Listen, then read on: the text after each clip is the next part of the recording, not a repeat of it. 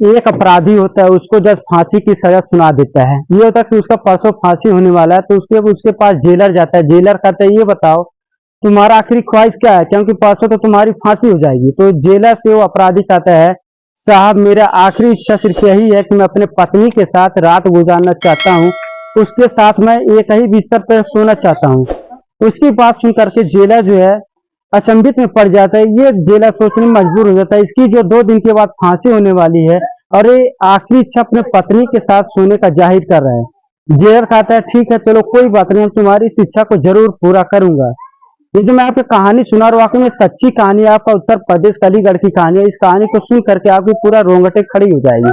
Video में आगे बढ़ने से पहले अगर आप लोग मेरे चैनल पे पहली बार है तो चैनल को सब्सक्राइब जरूर कर दें।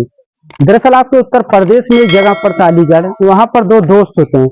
वो लोग बचपन से बड़े तक खेलते हैं कूदते हैं, एक ही साथ खाते हैं पीते हैं उठते हैं बैठते हैं। अब दोनों लोगों में दोस्ती बहुत गहरी होती है।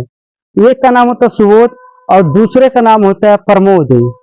तो सुबोध और प्रमोद जब पढ़ लिख लेते हैं तो वो लोग एक प्राइवेट कंपनी में जाते हैं जॉब करने के लिए। जब वो लोग वहां पर जॉब करने जाते हैं तो वहां पर एक वंदना नाम की लड़की होती है। वो सुबोध को देख करके उसको दिल दे बैठती है और वो सुबोध उससे धीरे धीरे मोहब्बत करने लगती है और सुबोध और वंदना एक दूसरे से धीरे धीरे मिलना जुलना शुरू कर देता है। दोनों लोग में इस तरह से अटैचमेंट लगा हो जाता है। क्या जब वंदना जो अपना लंच टिफिन लाती थी तो सुबोध उसमें से निकाल के खा लेता था और अगर सुबोध लाता था तो उसमें से वंदना निकाल करके खा लेती थी। इस चीज को देख इस चीज को सब लोग देखते थे। इसको देख करके जो सुबोध का दोस्त प्रमोद होता था उसको धीरे धीरे जलन फील होने लगती थी। वो एक दिन कहता है प्रमोद से, एक दिन वो प्रमोद जो सुबोध से कहता है यार अपनी गर्लफ्रेंड से मेरी भी दोस्ती करवा दो। वो कहता है भाई ऐसे नहीं हो सकता, तुम जो अगर कहो जान देने के लिए मैं जान दे सकता हूँ, लेकिन मैं अपनी गर्लफ्रेंड तुमको नहीं दे सकता हूँ। उसके बाद प्रमोद के दिल में जो है बदला की भावना जो है जागने लगती है। सोचता मैं कैसे इससे मैं बदला लूं। तो एक दिन होता क्या है, उसकी जो वंदना होती है, वंदना जो सुबोध से कहते हैं यार हम लोग तो डेली यहाँ पे मिलते जुलते हैं, एक दिन तुम अपने घर पे मुझे इनवाइट करो, मैं तुम्हारे घर पर आऊंगी, वहां पे कुछ चाय नाश्ता पानी पार्टी हो, वहां पे एंजॉय किया जाएगा। वो कहता है हाँ क्यों नहीं, बिल्कुल तुम्हारा अपना घर है, तुम कभी भी आ सकती हो।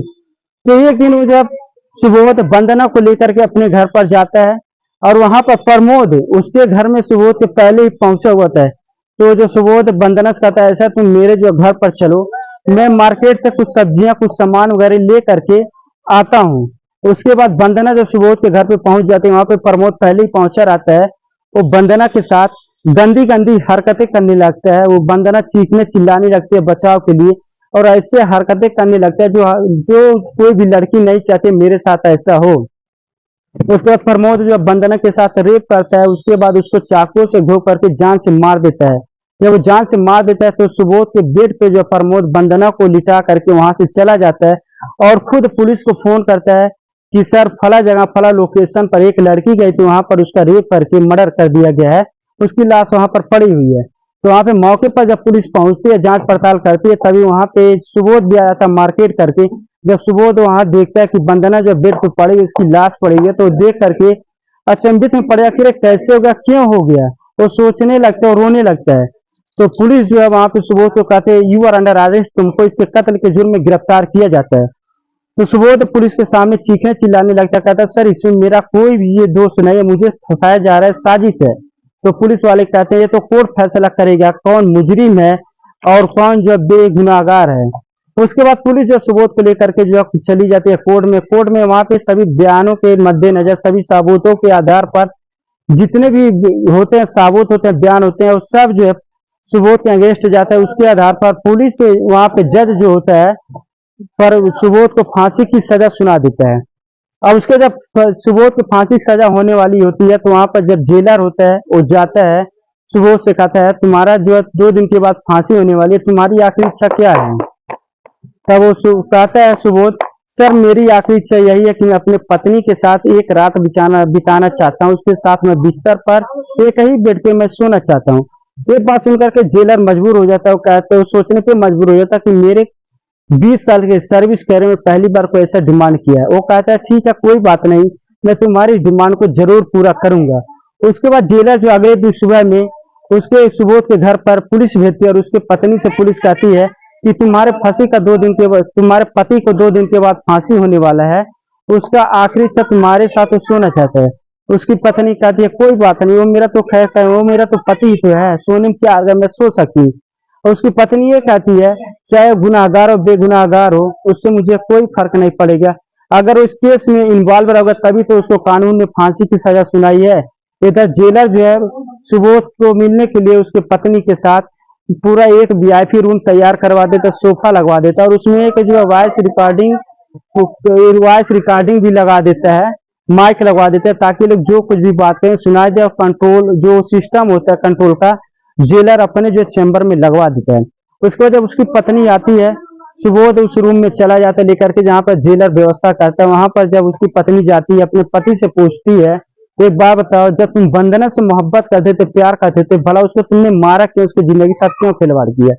तब सुबोध कहने लगता है कि ये सब गलत है सरासर, ये सब गलत है, मुझे फंसाया जा रहा है, कानून ने झूठे साबूत और झूठे गवाहों के मद्देनजर मुझे जो है दोषी करार दे दिया और मुझे फांसी की सजा सुना दिया। ये कह करके जोर जोर से रोने लगा।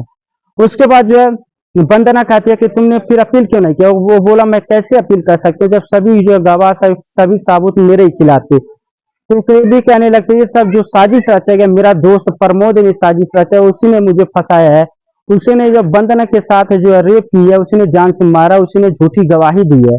उसके बाद अपने पत्नी से कहता है खैर कोई बात नहीं, मेरा तो 2 दिन के बाद फांसी हो जाएगा, तुम घर पे जाओ, दोनों बच्चों को तुम देखभाल करना, और बच्चों से कभी मत कहना कि तुम्हारे जो है पिता को झूठी केस के आधार पर पुलिस ने फांसी की सजा सुना दी है। उसके बाद जो है उसकी पत्नी जो है वहां से ये कह करके जो है रोने लगती है। उसकी पत्नी वहां जब जाने लगती है तो वो पीछे मुड़ करके अपने पति को बार बार देखती है, उसका पति उसको देखता है, और इधर जितने भी पुलिस वाले होते हैं सुबोध की बातों को सुनकर के सभी पुलिस वाले बिलख बिलख के रोने लगते हैं, और जो जेलर होता है जेलर भी रोने लगता है। जेलर इसलिए रोने लगता है, जेलर कहता है वाकई कि अपने हिंदुस्तान का कानून इतना अंधा हो गया है कि जो मुजरिम है वो सलाखों के बाहर है, जो बेगुनाहगार हैं उनको जो है सलाखों के अंदर रखा गया। आज एक फिर बेगुनाहगार को फांसी की सजा सुनाई जा रहा था। उसके बाद जो है वो जेलर जो हाई कमान की मीटिंग बैठाते हैं, और वहां पे जो है सभी जो है राजनीतिक दल के लोग होते हैं, सभी सामाजिक दल के लोग होते हैं, और जो भूतपूर्व जज होते हैं और उच्च अधिकारी होते हैं, सबके सामने जेलर उस जो रिकॉर्डिंग को रख देता है। जब उस रिकॉर्डिंग को सब लोग सुनते हैं, इस रिकॉर्डिंग के सुन करके सब लोग अचंभित में पड़ जाते हैं, वाकई में अपने हिंदुस्तान का कानून इतना अंधा हो गया है कि एक बेगुनाहगार को फांसी दिलाया जाएगा, जो असली गुनाहगार बाहर घूम रहा है। तो वहां पर हाई कमान ने फैसला लेता है कि सुबोध की सजा को माफ किया जाए, और अगले दिन जो है पुलिस जो है जाती है, उसकी पत्नी को कहते हैं तुम्हारे पति को बाइज्जत बरी कर दिया गया है, और जो असली मुजरिम है प्रमोद उसको पुलिस तलाश कर रहे है, उसको पुलिस तलाश करके उसको फांसी की सजा सुनाई जाएगी। तो दोस्तों आप लोग कमेंट बॉक्स में जरूर बताएं, क्या ये जो अपने हिंदुस्तान का कानून है क्या वाकई में इतना अंधा हो चुका है, इतने बाहरी हो चुका है कि जो किसी बेगुनाहगार को जो है सलाखों के अंदर डाल दे, जो असली गुनाहगार है वो बाहर घूम रहे हैं। तो दोस्तों आप लोग कमेंट बॉक्स में जरूर बताइएगा। फिर मिलते हैं अगले एपिसोड में बहुत जल्द। जय हिंद जय भारत।